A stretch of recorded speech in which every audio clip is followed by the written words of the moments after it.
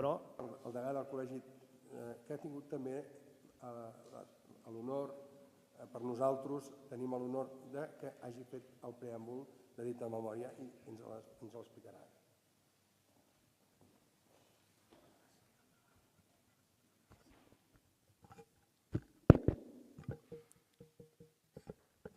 Excel·lentíssim senyor Jaume Coboni, alcalde de Barcelona, president del Consell Econòmic i Social de Barcelona, senyor Francesc Castellana, regidors, representants de diversos grups polítics, representants dels diversos agents socials i resta de membres del ple del Consell Econòmic i Social de Barcelona, senyores i senyors, bon dia a tothom. Ha estat un plaer, com ha dit el president, participar en la introducció d'aquesta memòria i també un plaer per mi estar avui aquí amb tots vostès. Les primeres paraules les vull dir com el Col·legi d'Economistes en relació a aquesta memòria. Aquesta memòria, en la nostra opinió, constitueix un estudi complet i objectiu amb moltes dades estadístiques i amb uns importants anàlisis i reflexions sobre temes socioeconòmics tan importants com són la demografia, la mobilitat, la cohesió social. I a més té unes manifestacions dels agents socials que creiem que posen molt en valor aquesta memòria. La meva intervenció serà fer un repàs del que ha sigut econòmic, des del punt de vista econòmic, aquest període 2020-2022 i també intentar fer unes previsions de futur. Dins d'aquest període 2020-2022 hem patit la major crisi que hem tingut en els últims anys i segles. I a més, no només ha sigut la pandèmia, sinó també ha sigut un conjunt de sotracs importants que han afectat tant a l'aspectes socials com econòmics, com són la disrupció de cadenes de subministrament, la pujada dels preus de les matèries primes i inclús tots els conflictes bèl·lics. Totes aquestes circumstàncies han estat transformant el nostre sistema econòmic i també el nostre status quo social i originant sobretot la necessitat de prendre mesures tant en el punt públic com al sector privat. També cal dir que s'està configurant un panorama molt volàtil, completament diferent al que teníem abans i, de fet, el títol de la meva introducció a la memòria diu del creixement a la incertesa global. Així, l'any 2019 va suposar el fi d'un segle econòmic expansiu. L'economia catalana va acabar amb un 2% i, en canvi, comença l'any 2020, que venia marcat, com hem dit, per la pandèmia, amb un confinament de la població, amb diversos rebrots que van anar tot seguint i amb importants efectes socials i econòmics. L'economia catalana va registrar un descens de l'11,9%, que arrossegava principalment per la davallada de les activitats vinculades al comerç i al turisme. També l'economia espanyola va descendre amb un 11,2% i la ciutat de Barcelona amb un 10%. Val a dir que tots els sectors i subsectors de l'activitat van experimentar contraccions. A Barcelona ciutat, les activitats més afectades per la contracció va ser el comerç, la restauració, l'hostaleria i les vinculades al lleure i a la cultura. L'any 2020 va finalitzar amb 3 fets econòmicament remarcables. El primer, amb una inflació negativa. El segon va ser un fort impuls de l'estalvi de les famílies a nivell històricament elevats. I un tercer, molt important, que va ser l'augment extraordinari de l'endeutament públic, que es va situar a Espanya al 119% del PIB. Cal esmentar molt especialment les mesures força encertades que les diferents administracions públiques van posar en marxa per fer front als efectes econòmics de la pandèmia. Jo destacaria la primera, els ERTOs, la segona, la posada en marxa d'una línia especial d'avals per a l'ICO, que va arribar a 140.000 milions d'euros, i la tercera, el desplegament d'un conjunt de mesures, ajuts i subvencions diverses de totes les administracions, entre elles la de l'Ajuntament de Barcelona. S'ha d'esmentar que al juliol del 2020 la Comissió Europea va aprovar el paquet d'estímul financer més important de la seva història, que van ser el que es diuen els fons Next Generation, amb la finalitat d'impulsar i recuperar l'activitat econòmica, i que van assignar a Espanya 140.000 milions d'euros per tot l'Estat. Amb aquesta situació passem a l'any 2021, on es va superar pràcticament la crisi sanitària, l'economia catalana es va anar recuperant i el PIB va créixer un 6,2% per sobre del PIB espanyol, que va ser d'un 5,5%. I això va ser principalment a Catalunya per al fort impuls de les exportacions que tenim al nostre país. A nivell mundial, el 2021, cal esmentar diversos fets que van desencadenar un procés inflacionari generalitzat. Es tracta de l'escalada de preus de les primeres matèries i de l'energia i de la disrupció de les cadenes de subministrament, conjuntament amb els problemes de les xarxes logístiques internacionals. Segons el Fons Monetari Internacional, el 2021 els preus de les primeres matèries van pujar un 48%.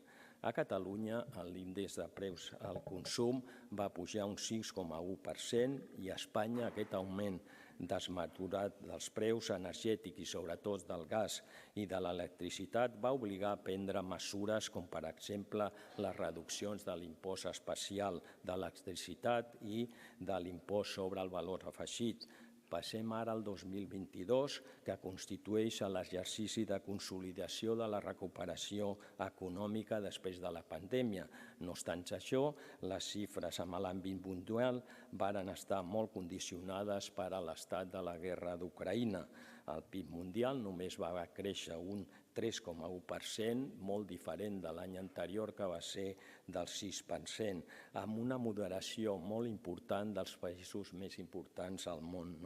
A la zona econòmica de l'euro el creixement només va ser un 3,5% i, en canvi, el que va ser a Catalunya i a Espanya va ser al voltant del 5,5%.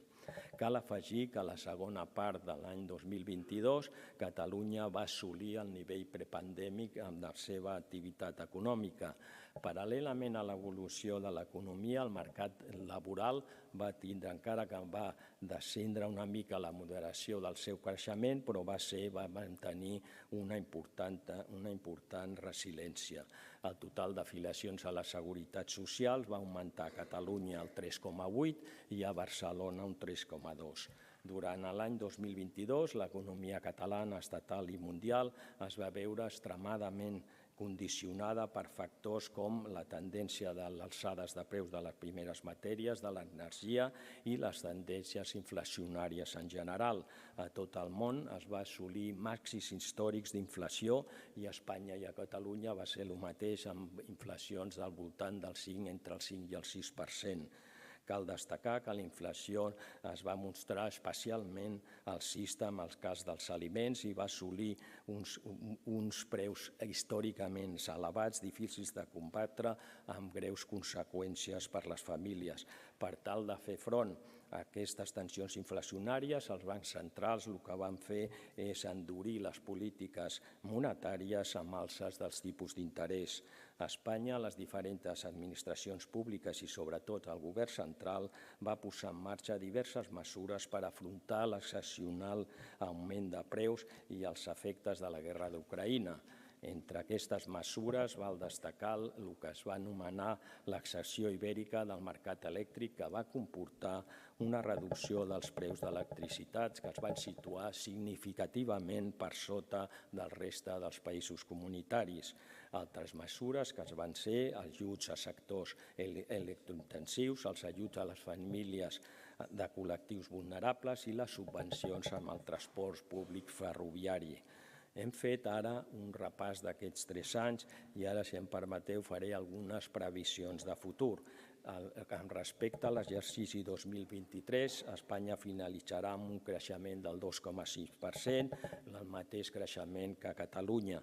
L'ocupació estatal creixerà un 1,9% i també a Catalunya un 1,6%, i al final la taxa d'atur a Catalunya se situarà al voltant del 9,3% i a Barcelona potser entre el 8 i el 8,5%. Les xifres de creixement, evidentment, són inferiors que les de l'any anterior, però tenim un creixement que és important i més alt que el resto de països d'Europa. Per al 2024 cal prestar molta atenció a l'evolució de l'economia, a la inflació i als tipus d'interès. En quant a l'evolució de l'economia, les previsions actuals apunten un creixement mundial del 2,9%, inferior al del 2023. A Espanya s'espera un augment del PIB de l'1,7% i a Catalunya de l'1,8%. Aquests percentatges són més grans que els que estan a la mitjana de la Unió Europea, que és de l'1,2%, Alemanya és el 0,9% i Itàlia el 0,3%. En el cas de Catalunya es pot afegir que l'ocupació creixerà el 2024 amb un 1,1% i l'atur es rebaixarà fins al 9,2%. Pel que fa a la inflació, les darreres dades reflecteixen una maduració d'aquesta senda alcista, cosa que ens permet ser optimistes. A Espanya, la dada avançada de l'IPC a novembre va ser del 3,2%, però es preveu que acabi el 2024 amb el 2,9%, amb pujades puntuals i amb una moderació significativa de la inflació en els aliments. En aquest context, és molt probable que els tipus d'interès continuen als mateixos nivells actuals sense increments o descensos importants. Però cal tenir present alguns riscos. El primer, jo crec que l'impacte que tindrà sobre el consum i la inversió els tipus d'interès amb aquests tipus tan alts que tenim. La segona, la incidència que tindrà els tipus d'interès sobre el que seria l'augment de la càrrega financera de les administracions públiques, i això necessitaria, en el cas concret de Catalunya, una reforma del sistema de financiació autonòmica que des del Col·legi estem intentant promoure en combinació amb la Generalitat de Catalunya. I el tercer risc que tenim és la pèrdua de competitivitat de la nostra indústria en la mesura que la inflació la tindrem a Catalunya una mica més alta que el reste del que seria dels països del nostre entorn. Jo no voldria oblidar-me d'uns deures estructurals com serien, en primer lloc, la productivitat. Amb la productivitat em referiré a les paraules que estan a la memòria del president del Consell, que diu que cal augmentar la productivitat del sistema i, per tant, una presència competitiva en els mercats internacionals, amb l'objectiu de tenir un saldo positiu en el comerç exterior i contribuir a rebaixar el dèficit públic i els nivells d'endeutament.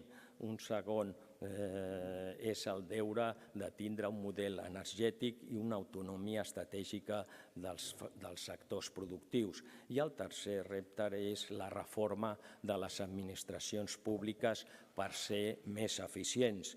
Cal recordar que una de les palanques i compromisos del Pla de Recuperació, Transformació i Resiliència és crear una administració eficient per al segle XXI, modernitzant-lo perquè sigui una tractora de la transformació econòmica i social. Per abordar aquests reptes, jo crec que podem treballar en tres eixos. El primer seria tindre una bona governança de les administracions públiques, que s'han de dirigir sobretot a tindre clar l'interès general. Jo crec que l'alcalde ho ha dit molt bé, els objectius que té de cohesió social i de determinar quin és l'interès general, en aquest cas de l'Ajuntament. Totes les administracions públiques han de tindre molt clar quin és l'interès general i, sobretot, tindre un sistema i mecanisme d'avaluació de totes les polítiques públiques. En segon, jo crec que el que és important és tindre una efectiva col·laboració público-privada però que ha d'implicar necessàriament una corresponsabilitat amb la gestió, amb els riscos i amb els beneficis. I també seria important incrementar i impulsar la col·laboració público-pública, que hi ha vegades que les administracions cadascuna va per al seu costat i podien anar a col·laborar i anar plegades. El tercer, jo crec que és important, que també ho ha dit l'alcalde, és el consens i el diàleg social, i aquí, amb aquest tema, el Consell Econòmic i Social de Barcelona té un paper fonamental. Tenim molts reptes de futur, però enfront d'això Catalunya no es troba en una situació especialment desfavorable, a diferència d'altres moments crítics que hem tingut durant la nostra història. Així, l'economia manté un bon ritme, el turisme creix intensament i és potent, la indústria manté les constants vitals amb competitivitat i gran dinamisme en les exportacions, l'endeutament de les llars i de les empreses està fort contingut i el subministrament energètic està prou assegurat i a un preu millor que els països del nostre entorn.